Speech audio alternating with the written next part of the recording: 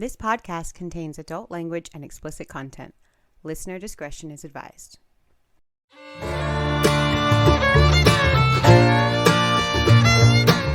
Hi, I'm Grant. And I'm Erica. And this is From Crime to Crime.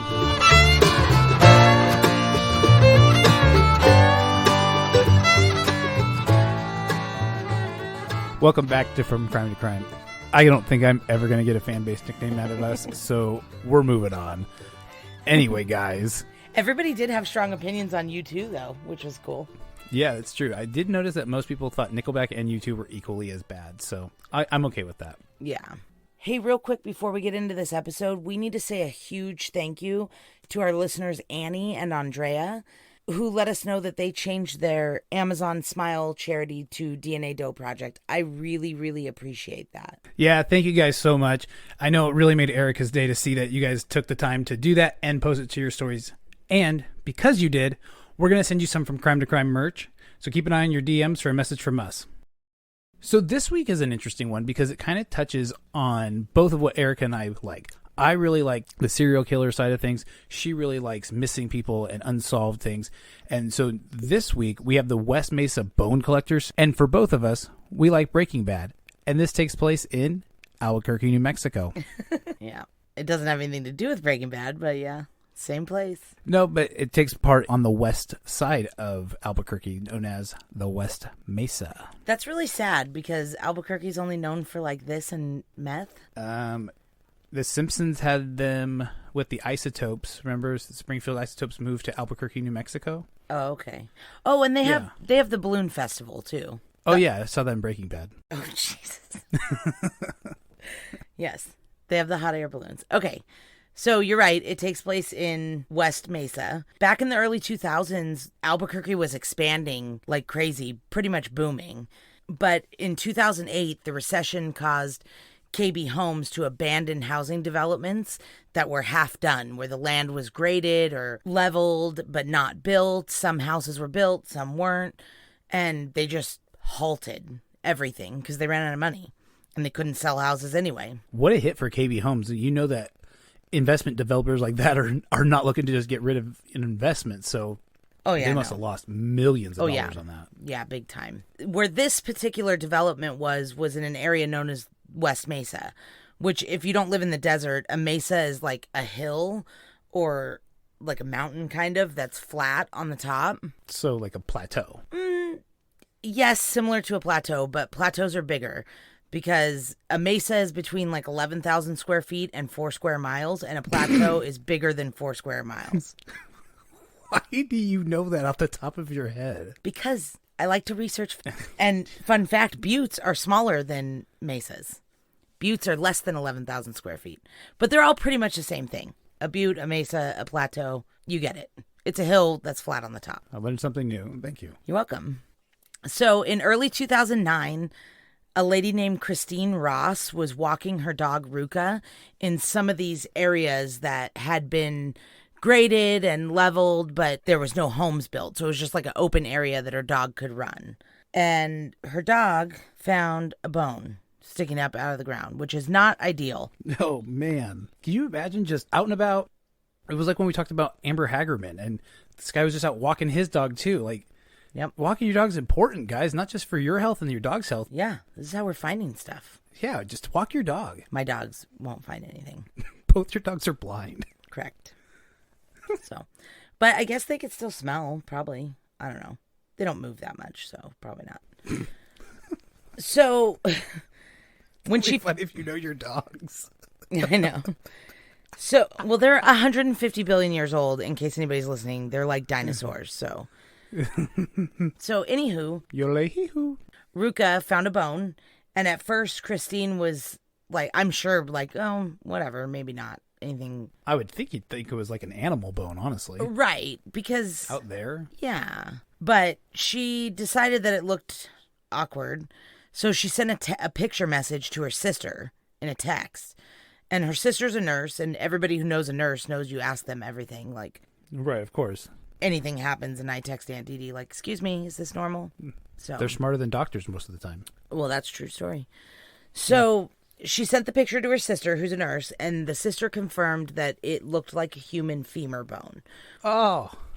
Yeah. Wow. It's like, if there's one, there's got to be more. At least that's what I would think. Well, and it was just sticking up out of the ground. Like, that's... Yeah. The dog didn't dig for it or anything, so obviously she calls the police. So when the police get there, they're like, oh, great, now we gotta dig because they gotta find the rest of this body. And it's just a big sand pit. How awful to just have to dig for a body in. Yeah. So they start digging and they bring in tractors and excavators and I'm sure, people who are professionals at that, archaeologists or crime scene people.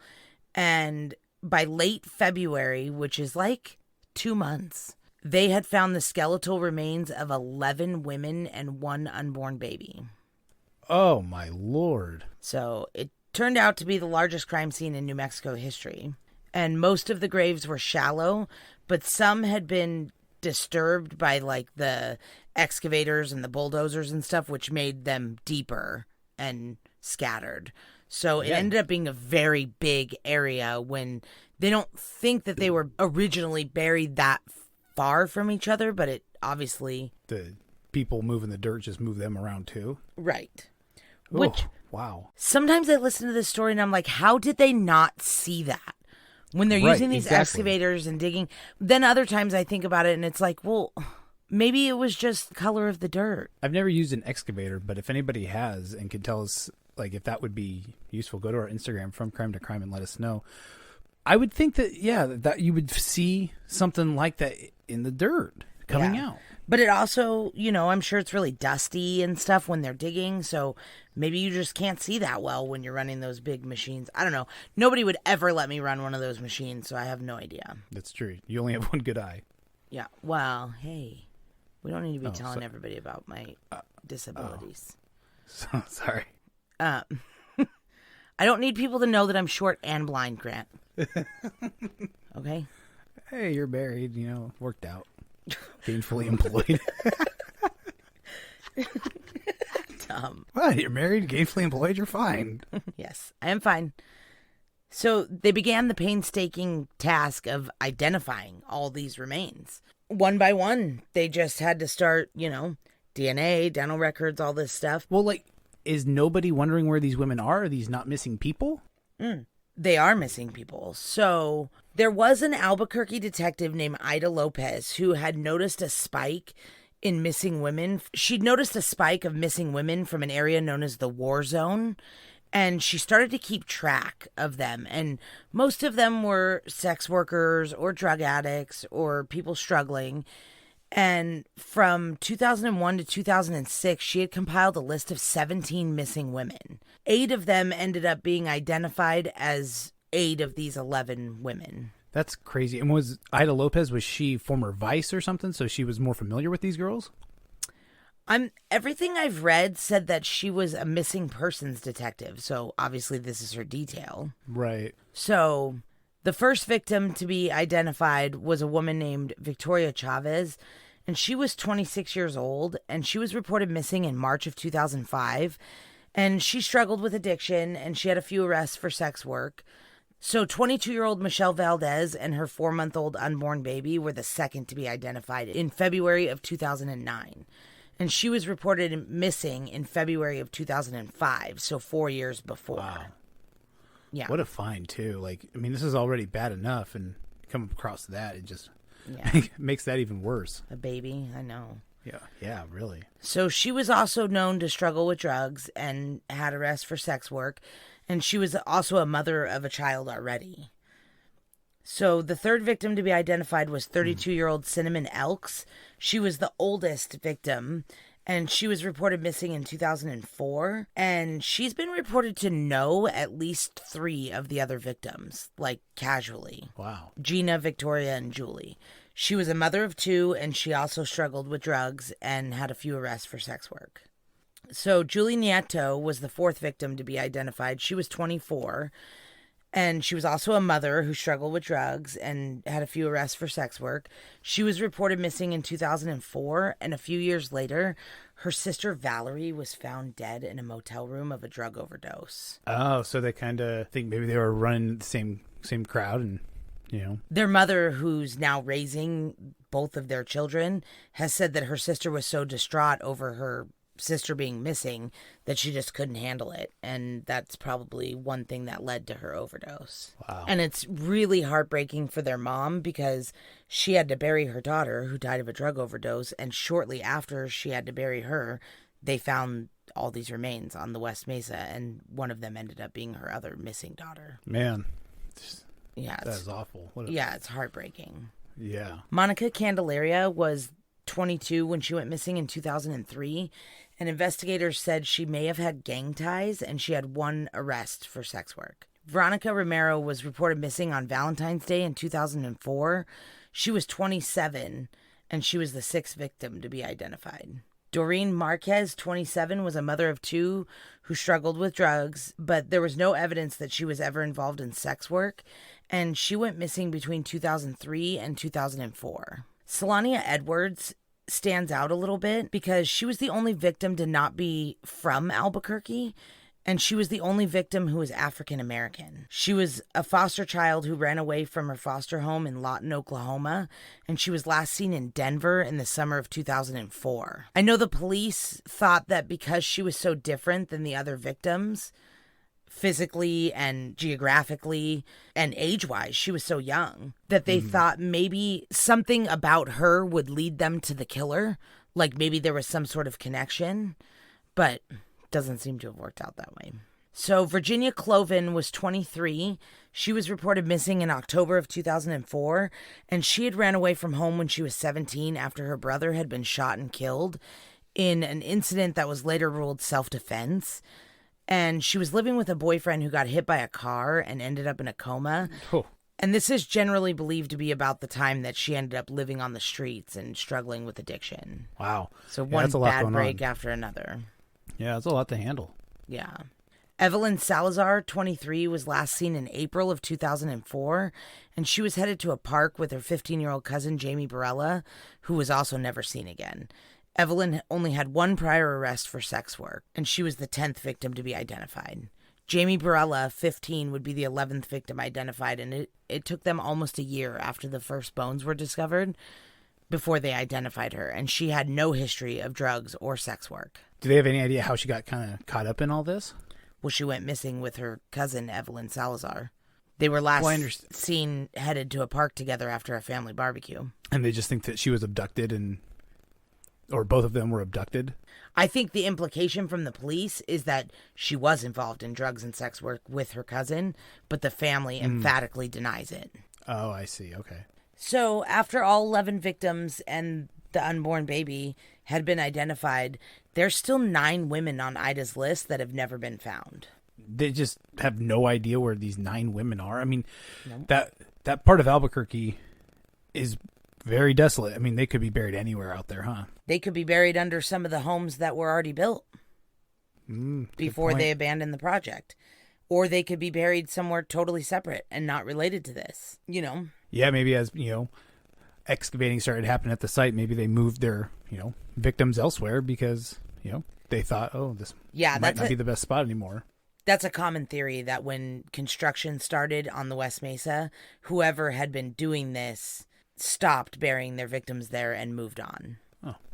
It is believed that most of the victims were buried there between 2001 and 2006, and they know that because they found satellite images of the West Mesa from 2001 before that the terrain is, a certain way.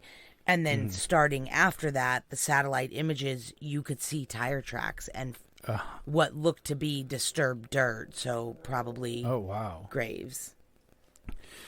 Wow. Crazy. In the satellite images. And no one gone in and looked at those? What do you mean? Gone to them and dug them up? Well, that's where they just found these 11 people. No. I know that. I'm not talking about a different area. I'm talking about this specific area. Now that they found all these bodies there, they went back in time and looked at satellite images. And so that's why they think that they were buried between 2001 and 2006. Because in 2001, the area looked a specific way. And starting then until 2006, all the satellite images, the ground was disturbed and there was tire tracks and different things that were gotcha. never there before. Okay. So they gotcha. think that's when all the women were buried there, was during that time frame. Gotcha. I have heard theories that there are other locations that they've tried looking at satellite images from, and that they've done ground penetrating radar and cadaver dogs. Yeah. But they haven't found any more bodies. There was bones found shortly after this at a park nearby, and they ended up being ancient Native American remains. Oh. Yeah, you don't want to dig those up either. No. No, leave those. Yeah. So in the years since, there's been a lot of talk. KB Homes was supposed to build a memorial park for the 11 victims, and apparently they still never did it. Yeah, I can understand them not wanting to do that. Yeah. They weren't looking for something, they were just looking to build some homes. So I can understand them wanting to put that off as long as possible. Although if they have the land, what else are they going to do with it? They might as well make a park out of it. Yeah, well, they say that they don't have the funding for it, so they haven't done it. Oh, yeah, they have the funding for it. KB Homes is huge. They don't want to do it. Right? So, in the 11 years since the discovery of the bones, there have been a lot of persons of interest because it turns out lots of shitty people in Albuquerque, but no arrests, and the police have never named a suspect. But there's a lot of shitty men, so apparently the list is long. Okay, let's talk about the two main people of interest in this case. Yeah, so the first one is Lorenzo Montoya, and he was 31 in 1998 when he was arrested for solicitation. And then in 1999, he was arrested for rape. Ugh, Yeah, he's gross. a dirtbag. So this is an interesting case because a cop saw him pick up a sex worker from the area that all these sex workers went missing from, called the War Zone. What a name. Yeah. And he followed him and the sex worker to like an isolated area out near the airport. And the cop waited a few minutes and then saw that things were going poorly, obviously, in the car. Now, I don't know why they waited, if they wanted to, like, make sure they caught them doing something so they could arrest them. I don't know. But after a few minutes, the police officer went up to the car and he caught Montoya raping and strangling this woman. Oh, my God. Obviously, the cop saved her life. She lived. Yeah. But she was crying and traumatized, and she said that he choked her and was beating her. And I've seen a lot of things that say that when they arrested him, he only had $2 in his wallet. Oh, my gosh. So he had no I mean, he was going to kill her. Yeah. Well, obviously, he wasn't planning on paying her, at least. At the very least, he was planning on raping her. Right. So, I don't know. That's pretty sketchy. So the charges were dropped when the victim refused to testify, probably because she was traumatized. Man, well, how awful. Who can blame her? I know. I wish we could come up with a better way. Like, I don't know why she would have had to testify. The cop saw it. Yeah, that's true. Yeah, Why couldn't he testify? Like, I don't know. that seems kind of weird, but I guess whatever. It was 99, so that's not your lawless land time, but might as well have been in this case. No, it's a little bit outside of that, but it's borderline. Yeah. This is the interesting thing is there's not a lot known between 99 when he attempted to kill that woman and 2006, which that whole time period that there's not a whole lot known is when all these victims went missing. So that's kind of impeccable timing. He didn't get any jail time during this time for raping and attempting to kill this woman? No, she refused to testify. So the charges were dropped. Yeah. So there's not a lot known about him from that incident in 1999 until December of 2006, when supposedly he met a woman named Sharika Hill online on an escort site, and she agreed to go to his home to perform a dance. What's a dance? What does that mean? I would imagine like an erotic situation. Oh, Do you have to no, I've never heard it referred to as a dance before. Yeah, like a strip show. Oh, Don't worry, your bachelor party's coming up. You'll figure it out. I'm looking forward to stripping at that thing. Yeah, you're gonna.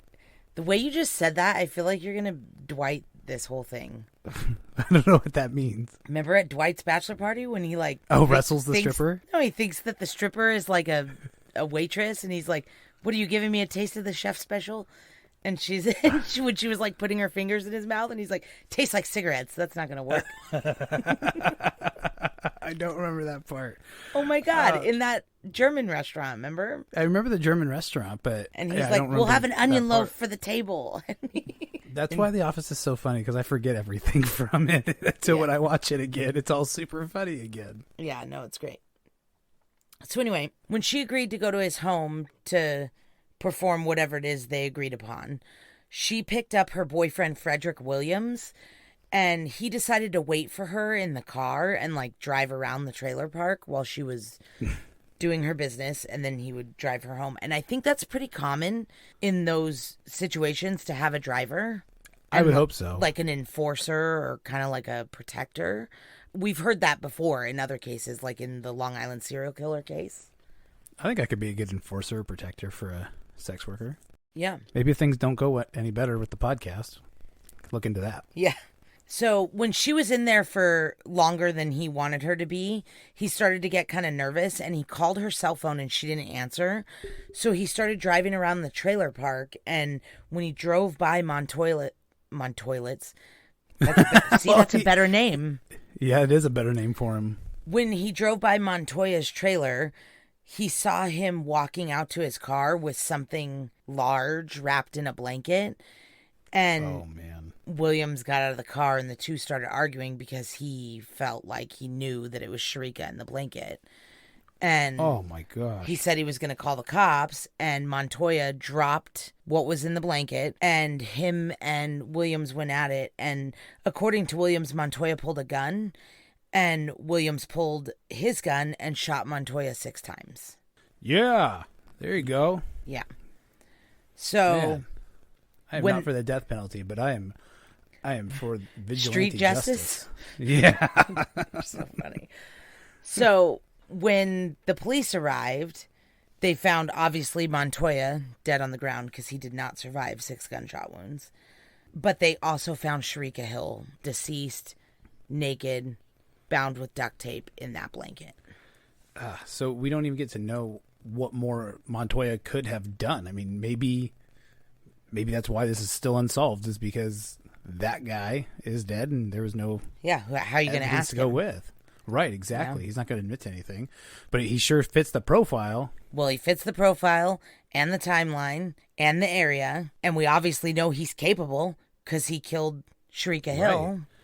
So okay, sounds like we got our guy. He's just dead. So homicide charges against Williams were dropped after the investigators decided that it was self-defense.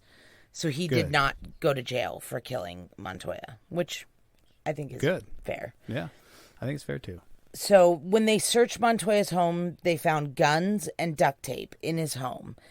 And there are reports that show that from his bank records, that show that he purchased blankets the day before Sharika's murder. So some people speculate like he planned this. Well, Maybe he certainly sounds like it. Done this before. Right. Oh yeah. There was a lot of blankets purchased right before Sharika's murder, but I didn't hear anything about, well, they looked farther back into his bank records and he buys blankets all the time or anything like that. So, I don't know. The police also found a videotape in the home, and they've released audio from that videotape that sounds like duct tape and then somebody like opening a trash bag, which is like real sketchy sounding. To say the least. Why would you have an audio tape of that if that's what that was? Yeah, that's weird. Why would you record anything like that? So his death in 2006 is like impeccable timing because whether it was because he died or because they started construction on the burial grounds, that was when the murders on the West Mesa stopped. So... Oh, well, man. I mean, so obviously Montoya totally sounds like he could be it, but there's another suspect in this case too, Joseph Balea, who also fits this very well. Yeah, he does. His first wife called the police a week after the remains were found, and she was like, hey, you want to check out this jackass that I used to be married to? Because I think you need to look at him. Check this mofo out. Yeah. And the cops were like, well, we know about him because in 2015, he was convicted of rape and kidnapping of 4 middle school girls from 1998 to 1993, and he was connected by DNA. So Oh my God. DNA connected him later on to stuff that happened from 88 to 93 that was horrific. He was known as the mid-school rapist. Oh, the mid-school rapist. Like, what a rapist anything is already bad, but he was horrible. You know, he would like wait in girls' homes after school. I didn't know that. Oh yeah, and he'd rape them at knife point. It was terrible.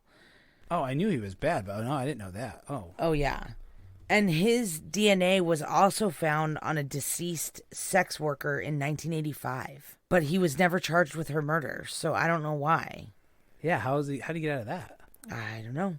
He's a slippery son of a bitch, obviously. Yeah, I just looked him up on Google, and he is a like scary looking dude. Yeah, he's sketchy.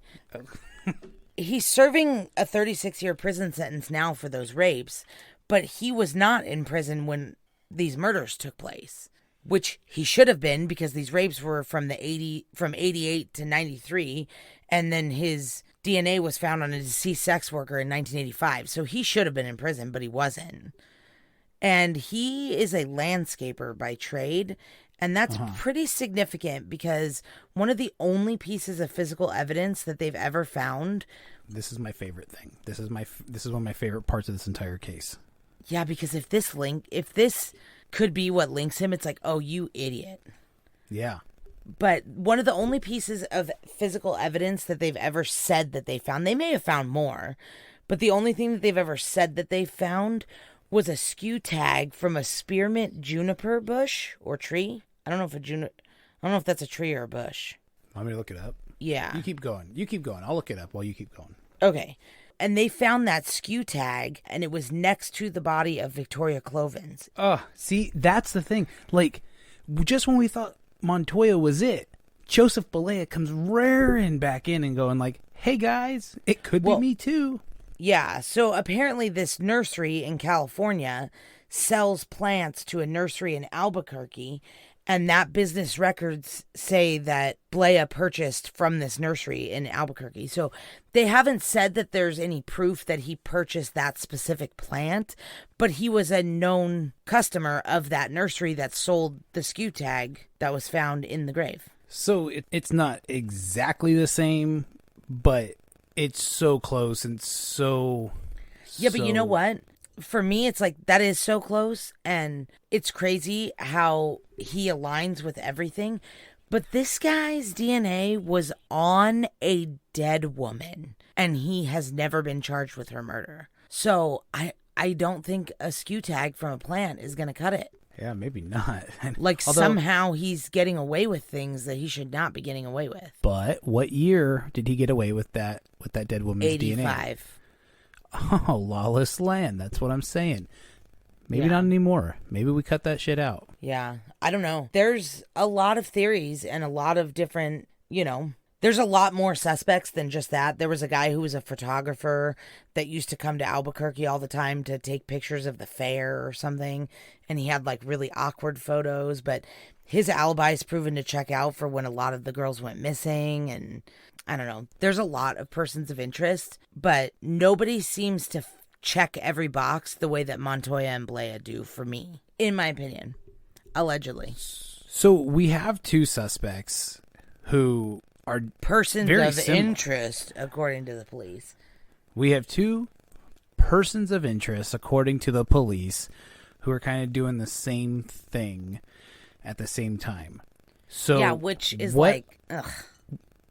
What are the chances? So what are the theories? Well, my theory, if you're asking me... Yeah, what's your favorite? What's your favorite? I think Joseph Balea, the landscaper with the skew tag, I think he's responsible for the West Mesa murders, in my opinion. Really? I do. And I think Lorenzo Montoya is responsible for the other 9 women that are still on Ida Lopez's list that have never been found. Interesting. Okay. Even though Montoya lived closer to the West Mesa burial site, they always say that, like, oh, he lived right there, so it was probably him. It's like, I would never bury a body right where I live. I'd go farther away from my house. Yeah, I see what you're saying, but remember, too, that you want to go close because you want to know where it's around.